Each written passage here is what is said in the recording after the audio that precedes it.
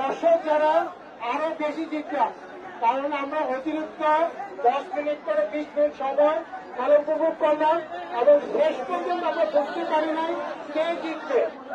এই যে দারুণ খেলা উপহার দেওয়ার জন্য আমরা দুই দলকে ধন্যবাদ এবং কৃতজ্ঞতা জানাচ্ছি। আপনারা যারা দর্শক সুন্দরভাবে সুশৃঙ্খলভাবে যে আজকে খেলাটা উপভোগ করলেন, পাশাপাশি আপনাদেরকে আবারও ধন্যবাদ জানাই।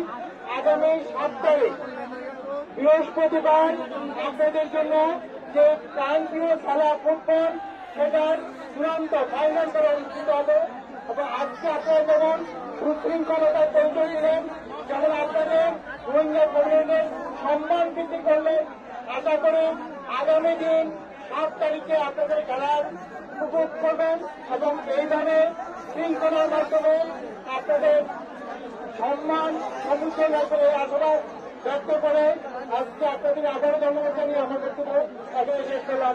ধন্যবাদ। এই ব্যস্ততার মধ্য দিয়েও আপনাদের এই খেলা দেখার জন্যই শুধু স্যাররা এখানে ছুটে এসেছেন এবং আপনাদেরকে উৎসাহ দিয়েছেন। আমি টিম নাকুরা এবং টিম হাসুরাফা দুই টিমকে ধন্যবাদ জানাচ্ছি। তারা আমাদেরকে চমৎকার একটি সেমিফাইনাল উপহার দিয়েছে এবং খেলায় জয় পরাজয় থাকবেই। দেখেন আমরা প্রথম 25-50 মিনিটে গোল করতে পারি নাই। এই জন্য যেহেতু আমরা গোল চাই, এই জন্য আবার আমার 10-20 মিনিট আমরা বাড়িয়ে দিয়েছি।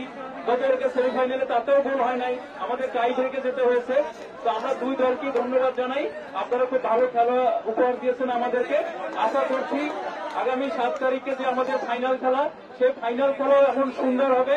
আমাদের দুই দলই আমাদের ভালো খেলা উপহার দিবে।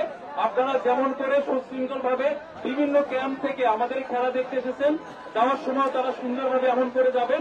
সেই 7 তারিখের খেলা দেখার আহ্বান জানিয়ে আজকের অনুষ্ঠান এখানেই শেষ করছি। সবাইকে ধন্যবাদ। আসসালামু আলাইকুম।